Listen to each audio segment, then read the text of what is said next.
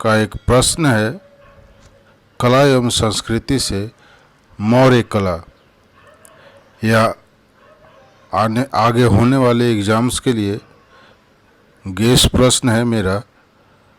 और मैं आपको यहाँ मौर्य कला को विस्तृत रूप में बताने वाला हूँ। इतना विस्तार से बताऊँगा कि शायद किसी ने आपको इतना डिटेल में नहीं बताया हो, ना ही आपको इतने डिटेल्स में स्टडी मटेरियल कहीं पे मिले हों। आशा करता हूँ आपको पसंद आए। तो पहले मौर्य कला से संबंधित उन प्रश्नों को देखते हैं जो आज तक पूछे गए हैं। पहला प्रश्न है, मौर्य कालीन मूर्तिकला के विशिष्ट लक्षण क्या हैं 40वीं बीपीएससी में। तो यहाँ पे सबसे ध्यान देने वाली बात है, मैंने पहले आपको बताया हुआ है कि प्रश्न को रिस्पॉन्स करने से पहले वह क्या पूछ रहा है उस बात को समझना ज़रूरी है। तो यहाँ है मूर्तिकला और इंग्लिश में उसके लिए वर्ड यूज हुआ है स्कल्पचर। तो आपको फोकस देना है मूर्तिकला पे। यहाँ पे वास्तुकला जो है, भवन निर्माण संबंधी मौर्य की वास्तुकला, यहाँ पे इस आंसर में गौण होना चाहिए, यानी वो नहीं आना चाहिए। प्रश्न है 44वीं में, मौर्य कला के प्रमुख विशेषताओं का आलोचनात्मक परीक्षण कीजिए। Critically examine the chief characteristic of Mauryan art. यहाँ पे क्रिटिकली एग्जामिन का क्या मतलब होता है मैंने बताया हुआ है आपको। उस वीडियो को जाकर के फिर से देखिए और बार बार इन शब्दों को अपने दिमाग में आत्मसात कर लीजिए, ताकि आपको जैसे ही आए कि परीक्षण करना है तो हमें क्या लिखना है, आपको सोचना ना पड़े। मौर्य कला एवं स्थापत्य की प्रमुख विशेषताओं का विश्लेषण कीजिए 47वीं बीपीएससी में। मौर्य कला एवं स्थापत्य, इसके लिए इंग्लिश वर्ड यूज हुआ है आर्ट एंड आर्किटेक्चर। तो इसमें सब आ गए, वास्तुकला भी आ गया और मूर्तिकला भी आ गया। जितने भी हैं मीन्स कंप्लीट डिटेल्स आपको लिखना है। एनालाइज का क्या मतलब होता है, पीछे के वीडियो में देखिए, आपको वहाँ पे इसका मीनिंग मिल जाएगा। मौर्य कला की प्रमुख विशेषताओं की विवेचना कीजिए। तो विवेचना के लिए वर्ड आया है डिस्कस। डिस्कस का मीनिंग क्या होता है आपको वीडियो देखना पड़ेगा, तो इसके हिसाब से इसको रिस्पॉन्स करें। मैं प्रश्न को इसलिए पढ़ रहा हूँ कि जो 64वीं में जो प्रश्न आया है वह उसका जो हिंदी ट्रांसलेशन है वह भ्रमित करने वाला है और आप जानते हुए भी गलत लिख सकते हैं। हालांकि प्रश्न को टफ बनाने की कोशिश की गई थी। तो पहले 60 से 62 का देख लेते हैं। मौर्य कला पर प्रकाश डालिए, बिहार में इसके प्रभाव का विश्लेषण कीजिए। चूँकि 60 से 62 से बीपीएससी का पैटर्न चेंज हुआ था, तो यहाँ से इन्होंने प्रश्न को धीरे धीरे ट्विस्ट करना स्टार्ट कर दिया था। तो बिहार में इसके प्रभाव का विश्लेषण कीजिए। तो यह मौर्य कला पर प्रकाश डालिए। और ये जो सेकंड पार्ट है ये आपका टफ हो गया, क्योंकि पता ही नहीं, ये इस पर पहले से पढ़ नहीं रहे थे, ध्यान नहीं दे रहे थे, तो इसके प्रभाव को कहाँ से लिखेंगे। 64वीं का देख लीजिए, मौर्य कला तथा भवन निर्माण कला की विशेषताओं को स्पष्ट कीजिए तथा बौद्ध धर्म के साथ उसके संबंध पर भी प्रकाश डालिए। यहाँ भी दो प्रश्न के दो पहलू हैं, एक विशेषताओं को लिखना है, दूसरा बौद्ध धर्म के साथ उनके संबंध पर प्रकाश डालना है। अब देखिए, कला तथा भवन निर्माण करना, मौर्य कला तथा भवन निर्माण कला, ये अलग कर दिया। लेकिन यहाँ पे अब जैसे देखते हैं मौर्यन आर्ट एंड आर्किटेक्चर, तब आपको समझ में आ जाता है कि ये कंप्लीट मूर्तिकला और वास्तुकला दोनों को पूछ रहा है।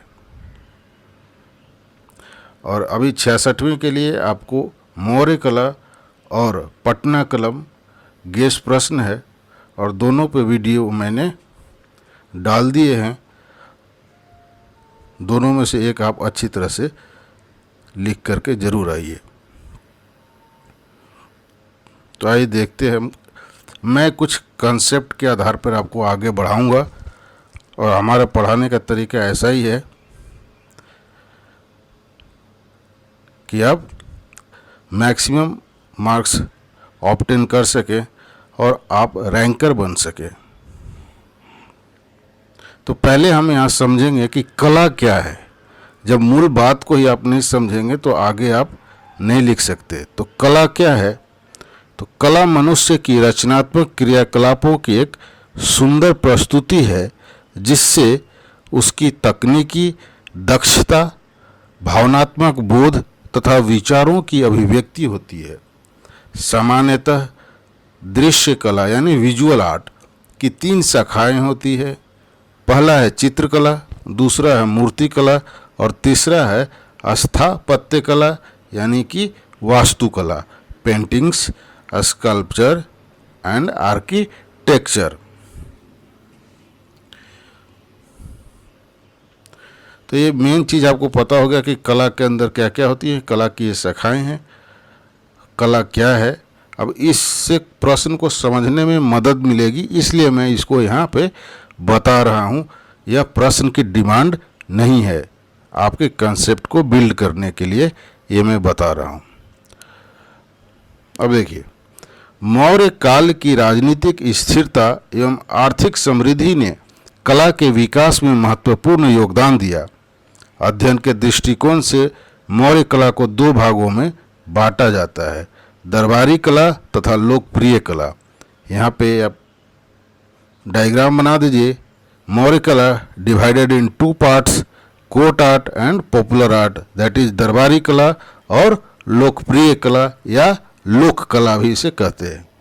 दरबारी कला के अंदर क्या आता है? राजप्रसाद जिसे महल कहा जाता है, पैलेस, स्तंभ यानी कि पिलर, स्तूपा जैसे सांची का स्तूपा।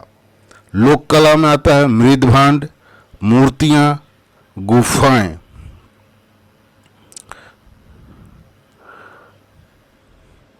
अब इन सब को क्या करना है, याद ऐसे ही रखना है आपको, स्ट्रक्चर को याद रखना है और उसको फिर डिफाइन करते चलते जाना है, आगे बढ़ते जाना है। राजप्रसाद और महल।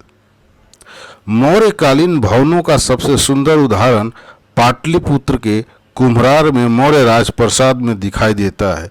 पाटलिपुत्र का वर्णन करते हुए स्ट्रैबो लिखता है कि पोलिब्रोथा गंगा और सोन के संगम पर स्थित था। इसकी लंबाई 80 स्टेडिया तथा चौड़ाई 18 स्टेडिया थी। यह समानांतर चतुर्भुज के आकार का था। इसके चारों ओर लगभग 700 फीट चौड़ी खाई थी। नगर के चतुर्दिक लकड़ी की दीवार बनी हुई थी जिसमें बाण छोड़ने के लिए सुराग बनाए गए थे। यह नगर की व्याख्या है, महल की नहीं। कंसेप्ट को बिल्ड करने के लिए मैं डिटेल्स में आपको बता रहा हूँ। इसमें 64 द्वार तथा 570 बुर्ज थे। बुर्ज मीन्स अटालिका। इस नगर में ही चंद्रगुप्त मौर्य का भव्य राजप्रसाद स्थित था। यह वस्तुतः एक विशाल भवन समूह था जिसमें अनेक बड़े बड़े कमरे थे। इनके चमकते स्तंभों में सोने की लता, पत्रावली तथा चांदी की चिड़ियां बनी हुई थी। इनमें सर्व प्रमुख भवन अनेक स्तंभों वाला मंडप था जो लकड़ी के ऊंचे धरातल पर टिका हुआ था। यह राजप्रसाद एक बड़े पार्क के बीच स्थित था जिसमें छायादार एवं हरे भरे वृक्ष लगे हुए थे। यहाँ अनेक सरोवर थे जिनमें विविध आकार प्रकार की मछलियाँ पाली गई थी। पटना के समीप बुलंदी बाग में भी की गई खुदाई से लकड़ी के विशाल भवनों के अवशेष प्रकाश में आए हैं। बुलंदी बाग से नगर के परकोटे, परकोटे मतलब नोकदार लकड़ियों की मोर्चाबंदी, लकड़ियों से मोर्चाबंदी यानी घेराबंदी जो की जाती है उसको ही परकोटे कहा गया है, अवशेष प्राप्त हुए हैं। परकोटे की लंबाई जो है 450 फुट तक है। इनमें दोनों ओर लकड़ी के लट्ठों की विशाल दीवारें हैं। प्रत्येक लट्ठा 19 फुट ऊंचा तथा 1 फुट चौड़ा है। लट्ठे की दोनों दीवारों को 14 फुट के बड़े लट्ठों से जोड़ा गया है। उनके बीचों बीच कुटी हुई मिट्टी भरी गई है। जब इस तरह के प्रश्नों को याद करना हो तो पढ़ते समय माइंड में एक विजुअल क्रिएट कीजिए कि इस तरह का रहा होगा, फिर वो आपको आसानी से याद हो जाएगा। कुम्हरार के प्रासाद अवशेष से पता चलता है कि यह एक भवन समूह था। एक भवन के अवशेष में पत्थर के विशाल स्तंभ खड़े हैं, जो किसी विशाल स्तंभ मंडप की छत के आधार रहे होंगे। यही चंद्रगुप्त मौर्य का विशाल सभा भवन था। यह ऐतिहासिक काल का पहला विशाल अवशेष है जो एक मंडप के रूप में है। मंडप के मुख्य भाग में 10-10 स्तंभों की 8 कतारें पूर्व से पश्चिम की ओर बनी हुई है। इसके पूर्व की ओर 2 और स्तंभ खंडित अवस्था में मिलते हैं। मंडप के एक और काष्ठ मंच मिले हैं, जिन्हें काष्ठ शिल्प का अद्भुत उदाहरण माना जा सकता है। खुदाई में अशोक के स्तंभ से मिलता जुलता एक स्तंभ का निचला भाग पूर्ण अवस्था में प्राप्त हुआ है। यह राजप्रसाद 4वीं शताब्दी ईस्वी में ज्यों का त्यों विद्वान था और फाहियान को यह देखकर आश्चर्य हुआ था कि इसे संसार के मनुष्य नहीं बना सकते, अपितु यह देवताओं द्वारा बनाया गया लगता है। इस प्रकार मौर्य युग में काष्ठ कला अपने विकास की प्रकाष्ठा पर पहुंच गई थी। यानी घर जो है पक्की ईंटों तथा लकड़ियों से बनाए जाते थे। अगर आज के वर्तमान समय में आज के दिन पटना सिटी की तरफ जाएंगे तो वहाँ पे आपको कुछ पुराने घर मिलेंगे, पुराने दुकान मिलेंगे, जिनकी आगे की जो सजावट होगी वो लकड़ियों की होगी। वो मौर्य कला का ही प्रभाव है। जैसा कि आपके प्रश्न में एक पूछा है कि एक तो है कि बौद्ध धर्म के साथ संबंध, और 60 से 62 में बिहार में इसके प्रभाव का विश्लेषण कीजिए। तो प्रभाव क्या है? वही प्रभाव है कि वो वर्तमान में भी लकड़ियों के घरों के बाहर जो सजावट के रूप में वो आगे की तरफ छज्जे के रूप में वो दिखाई देते हैं। हालांकि अभी धीरे धीरे वो पुराने घर टूटते जा रहे हैं और उसके जगह पे अपार्टमेंट खड़े होते जा रहे हैं। आप अशोक राजपथ से जाएंगे पटना कॉलेज की तरफ से, आप गांधी सेतु की ओर चलते जाइए गाय घाट की तरफ, तो आपके राइट साइड में जितने भी घर दिखाई देंगे उसमें से कुछ घर दिख जाए। जैसे जो ठठेरे हैं, ठठेरा क्या है? ठठेरा भी एक कलाकार होता है। वहाँ पे कई ठठेरे के दुकान मिलेंगे, उनके घरों को ध्यान से देखिएगा। आप पटना कॉलेज की तरफ से चलना शुरू कीजिए गाय घाट की तरफ, तो वहाँ आपको कोई न कोई मकान मिल जाएगा जिसके छज्जे लकड़ियों से बहुत तराश करके बनाया गया है। दूसरा है स्तंभ। दरबारी कला का दूसरा पार्ट है स्तंभ, इंपॉर्टेंट पार्ट। मौर्य युगीन स्तंभों में सर्वाधिक संख्या अशोक द्वारा बनवाए गए स्तंभों की है, जो कि विभिन्न स्थानों से मिली है, जैसे रामपुरवा का, लौरिया का। अशोक के स्तंभ सामान्यतः चुनार के बलुआ पत्थरों से बने हुए हैं। इन स्तंभों को बनवाने का मुख्य उद्देश्य बौद्ध विचारधारा और राजा के आदेशों का प्रसार करना था। चूंकि कलिंग युद्ध के रक्तपात से क्षुब्ध होकर अशोक अहिंसा की नीति अपनाकर बौद्ध धर्म का अनुयायी बन गया था, इसलिए वह बौद्ध धर्म का प्रसार करना चाहता था। अशोक के स्तंभों में मुख्यतः पाली और प्राकृत भाषा का प्रयोग हुआ है। कहीं कहीं इसमें अरेमाइक भाषा का भी प्रयोग देखने को मिलता है। अब बौद्ध धर्म के जो संबंध है ये स्तंभ में साफ दिखाई दे रहे हैं। यहाँ से आपको उस प्रश्न के हिसाब से आपको रिस्पॉन्ड करना है। मौर्य स्तंभ के मुख्यतः 4 भाग होते हैं। यह पिक्चर बनाना सीखिएगा, ये पिक्चर बना दीजिएगा, ड्रॉ करना सीखिए। आंसर बुक में सीधा सा है, पिलर है। पिलर के 4 पार्ट्स हैं, जिसके नीचे वाले पार्ट को शाफ्ट यानी मूठ कहते हैं, और यह जो है एकास्म पत्थर मतलब मोनोलिथ का बना हुआ, कोई टुकड़ा नहीं इसके।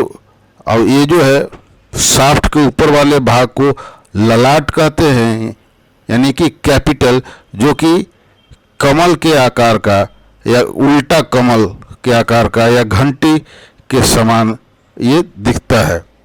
और ललाट के ऊपर वाले भाग को बोलते हैं एबेकस, यानी शीर्ष फलक। यह वृत्ताकार या आयताकार आधार है जिसमें आप देखते हैं कि चक्र बना होता है और अलग तरह की उसमें डिजाइनिंग होती है। एबेकस का मतलब होता है मैथ में जो बीट्स होते हैं, बीट्स से बच्चों को काउंटिंग सिखाने के लिए एक तरह का यंत्र है जिसको काउंट करते हैं, उसको एबेकस कहते हैं। तो एबेकस यहाँ इसलिए नाम दिया गया है कि इसमें बहुत सारे चित्रों का संग्रह है। यह एक वृत्ताकार या आयताकार आधार में, और सबसे ऊपर जो होता है उसे बोलते हैं कैपिटल फिगर, हिंदी में मुकुट, जिस पे बैल, शेर या हाथी बना होता है। तो इसको आप आसानी से बना सकते हैं क्योंकि ये सीधा सा एक पिलर है। सिर्फ इसको 4 पार्ट में दिखा देंगे तो कॉपी चेक करने वाला समझ जाएगा कि आपको इसकी विस्तृत जानकारी है और वहाँ आप लीड कर जाएंगे। यहाँ सब को डिफाइन कर दिया है कि क्या क्या है। शाफ्ट जो है अशोक स्तंभ का एकास्म पत्थर से बना होता है, जबकि हखमनी स्तंभ पत्थरों के अलग अलग टुकड़ों से बने हैं। जब इसे कंपैरिजन करके पढ़ते हैं तो ईरान के हखमनी वंश के बारे में पढ़ा होगा आपने, तो दोनों मिलते जुलते हैं, दोनों के पिलर्स। तो इसलिए यहाँ पे तुलनात्मक रूप में बताया जा रहा है आपको कि हखमनी स्तंभ जो थे अलग अलग टुकड़े से बने थे, जबकि अशोक का जो स्तंभ है वो मोनोलिथिक स्टोन का है, एक ही स्टोन का है, टुकड़ा नहीं है। ललाट, शाफ्ट के शीर्ष पर ललाट बनी है जो या तो कमल के आकार की है या घंटी के आकार की। शीर्ष फलक एबेकस, ललाट के ऊपर एक वृत्ताकार या आयताकार आधार है जिसे शीर्ष फलक के रूप में जाना जाता है। और सबसे ऊपर होता है मुकुट। मुकुट में सामान्यतः बैल, शेर, हाथी आदि जैसे जानवर बने होते हैं जो कि स्तंभ के शीर्ष फलक के ऊपर स्थित होते हैं। अब आइए स्तूप में। स्तूप का शाब्दिक अर्थ होता है ढेर या थूहा। पाली भाषा में ढेर को थूहा कहा जाता है।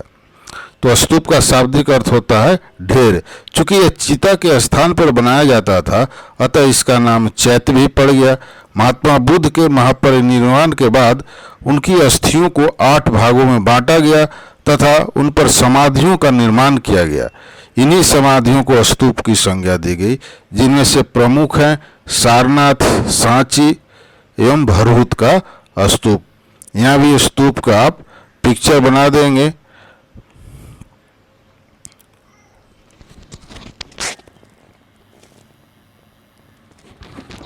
मैंने यहाँ कई पिक्चर दिए हैं, जो आपको आसान लगे उसको आप ड्रॉ कर दीजिएगा। एक्चुअली प्रैक्टिस कीजिए ड्रॉ करने का। मौर्यों द्वारा स्तूप निर्माण की परंपरा को प्रोत्साहन दिया गया। यह स्तूप मिट्टी, प्रस्तर या पक्की ईंटों की विशाल अर्ध गुंबदाकार संरचना होती थी, जिसके ऊपर बुद्ध अथवा उसके शिष्यों के अवशेष तथा प्रमुख वस्तुओं को रखा जाता था। बौद्ध साहित्य एवं तत्कालीन यात्रियों के विवरण के अनुसार अशोक ने भगवान बुद्ध के अवशेष पर 84,000 स्तूपों का निर्माण करवाया था।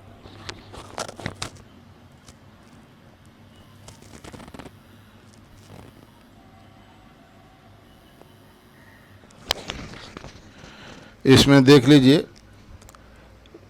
इस चित्र को, ये सिंपल सा दिख रहा है स्तूप, इसको आप आसानी से ड्रॉ कर सकते हैं। इसको प्रैक्टिस कर लीजिएगा। ऊपर वाले को छत्र कहते हैं, डंडा है वो जो यष्टि है, हर्मिका है, स्तूपा डोम है, ये अंड आकार का है ऊपर वाला, तोरण है, स्टोन फेंस है, फेंस यानी कि 4 दीवारी,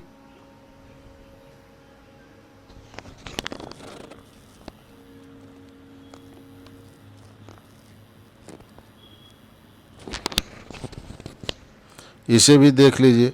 जो आपको बनाने में आसान लगे उसको आप प्रैक्टिस कर लीजिए, वो बन जाएगा। बनाएंगे तो आपको मार्क्स ज़्यादा मिलेंगे।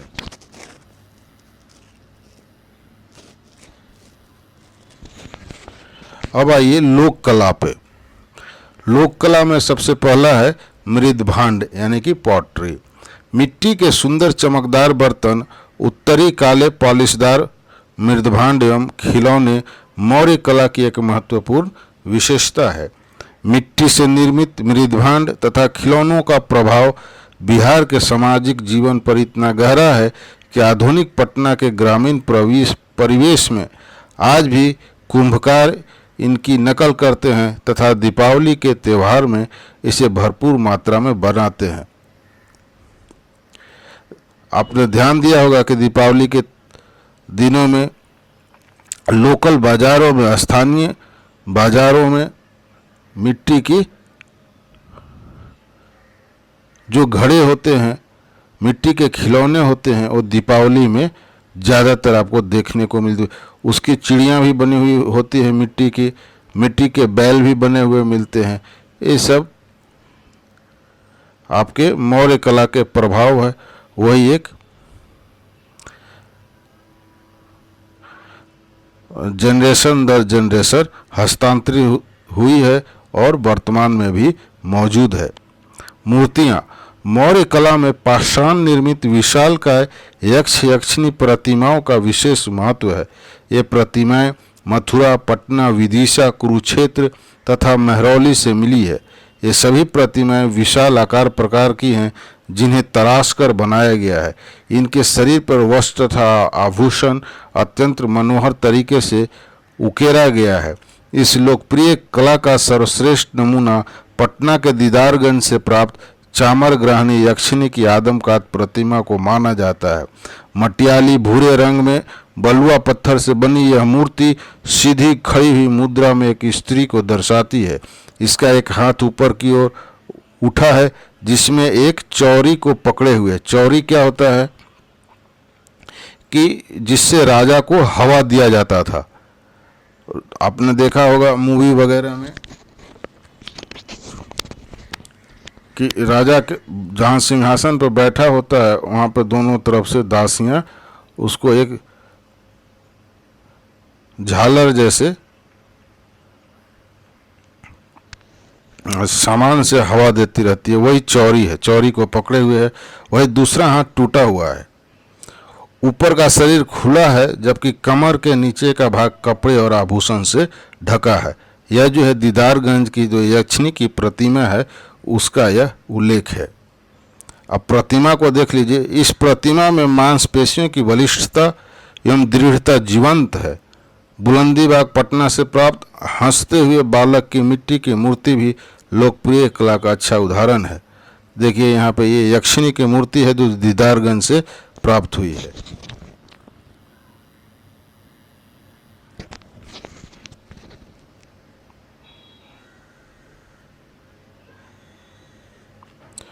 और इतनी अच्छे से पॉलिश किए गए हैं कि अभी तक ये शाइन करते हैं।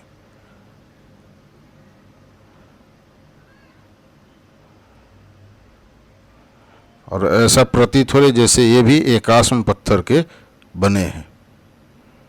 इसलिए ये इतने सदियों बीत जाने के बाद भी अभी तक ये मौजूद है। मौर्य युगीन मूर्ति कला। अब जैसे एक प्रश्न आपसे पूछा गया था, स्कल्पचर के बारे में ही लिखने के लिए बोल दिया, इसलिए मैं यहाँ मूर्ति कला पे ज़्यादा जोर दे रहा हूँ कि अगर उसी को रिपीट करता है तो सिर्फ मूर्ति कला पे फोकस करेंगे। उसी संदर्भ में देखिए, मौर्य युगीन मूर्ति कला के सर्वोत्तम नमूने अशोक स्तंभ को मंडित करने वाली विभिन्न पशुओं की आकृतियों में दर्शनीय है। उड़ीसा की धौली चट्टान को काटकर बनाई गई हाथी की आकृति पाषाण मूर्ति कला की उत्कृष्टता को सूचित करती है। ये देखिए,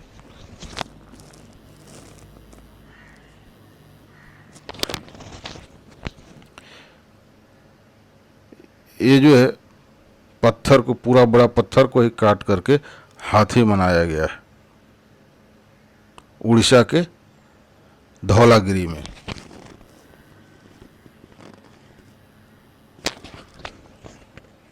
हाथी अत्यंत विशाल आकार का है जिसके अग्रभाग को उकेरा गया है। उसके सूंड, पैर आदि की गढ़न अत्यंत स्वाभाविक है। ऐसा प्रतीत होता है कि यह अपनी सूंड में कोई वस्तु लपेटकर उठा रहा है। हाथी चट्टान से बाहर निकलते हुए जान पड़ता है। इस प्रकार कालसी, जो देहरादून में है, कि चट्टान पर एक हाथी की आकृति खुदी हुई मिली है। हाथी के पैरों के बीचों बीच मौर्य कालीन ब्राह्मी लिपि में गजतमे अर्थात सर्वोत्तम हाथी खुदा हुआ यानी लिखा हुआ है। हाथी की उपयुक्त दोनों ही आकृतियां उत्कीर्ण मूर्ति कला का सुंदर उदाहरण प्रस्तुत करती है। अब आ जाइए केव यानी गुफा पे। मौर्य युग में पर्वत गुफाओं को काटकर निवास स्थान बनाने की कला का पूर्ण विकास हुआ। अशोक तथा उसके पौत्र दशरथ के समय में बराबर तथा नागार्जुनी की पहाड़ियों को काटकर आजीविकों के लिए आवास बनाए गए थे।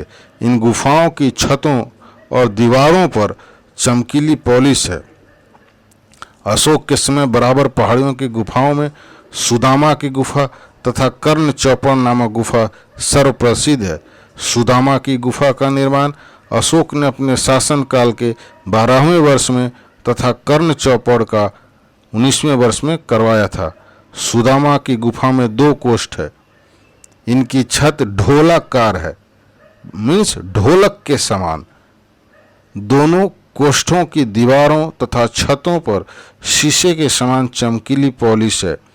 दशरथ के समय बनी गुफाओं में लोमस ऋषि नाम की गुफा उल्लेखनीय है। यह बराबर समूह की सबसे प्रसिद्ध गुफा है, जिसका वास्तु विन्यास सुदामा की गुफा के ही समान है। अंतर केवल यही है कि इसका आंतरिक कोष्ठ वर्गाकार न होकर अंडाकार है। अब दोनों का पिक्चर देख लीजिए। सुदामा के गुफा और लोमस ऋषि की गुफा, दोनों का एंट्री गेट है।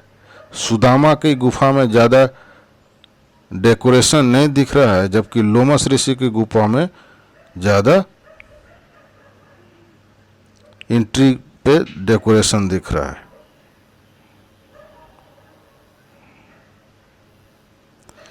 अब विदेशी प्रभाव को देख लीजिए कि मौर्य काल में राजकीय स्थापत्य और मूर्तिकला के असाधारण विकास पर किस सीमा तक यूनानी और ईरानी संपर्क का प्रभाव था, इस प्रश्न पर विद्वानों में मतभेद है। स्मिथ ने प्रतिपादित किया है कि ईरान तथा यवन राज्यों के साथ संपर्क से मौर्य कला बहुत हद तक प्रभावित हुई। स्मिथ ने ध्यान दिलाया है कि अशोक के लगभग 1 शती उपरांत जब सांची में सारनाथ जैसा सिंह शीर्ष बनाने का प्रयास किया गया तो वह प्रयास सफल नहीं हुआ, क्योंकि उस समय विदेशी कलाकार उपलब्ध नहीं थे। व्हीलर का भी विचार था कि अशोक के कलाकार ईरानी थे, जो हखामनी साम्राज्य के पतनोपरांत बेकार हो जाने के कारण भारत चले आए थे। रोमिला थापर ने माना है कि अशोक के कलाकार तक्षशिला से आए थे, जहां विदेशी कला परंपरा जीवित थी, लेकिन इस मत का सबल प्रत्याख्यान भी किया गया है। वासुदेव अग्रवाल, आर.के. मुखर्जी, एस.पी. गुप्ता आदि ने अशोकीय कला को भारतीय माना है। एस.पी. गुप्ता ने ध्यान दिलाया है कि हखामनी साम्राज्य के पतन एवं अशोक की कलाकृतियों में 80 वर्ष का अंतराल है, इसलिए अशोक के कलाकार ईरानी नहीं हो सकते, जो हखामनी साम्राज्य के पतन के कारण बेकार हो गए थे। स्वतंत्र स्तंभ खड़े करने की परंपरा इस देश में विदेश से नहीं आई थी, यह भारत में अत्यंत प्राचीन काल से चली आ रही थी। पौराणिक युग में हिंदू मंदिरों के सामने ध्वज स्तंभ खड़े किए जाते थे। इन स्तंभों को उस देवता के प्रतीक चक्र, त्रिशूल आदि से अलंकृत भी करते थे। वैदिक साहित्य में इंद्र ध्वजों और यज्ञोपों के उल्लेख हैं। अशोक के स्तंभ उन स्तंभों के अनुवर्ती हैं जो यज्ञ स्थल पर रूपों के रूप में स्थापित किए जाते थे। तो इस तरह का प्रभाव के बारे में चर्चा किया गया है विद्वानों में। मत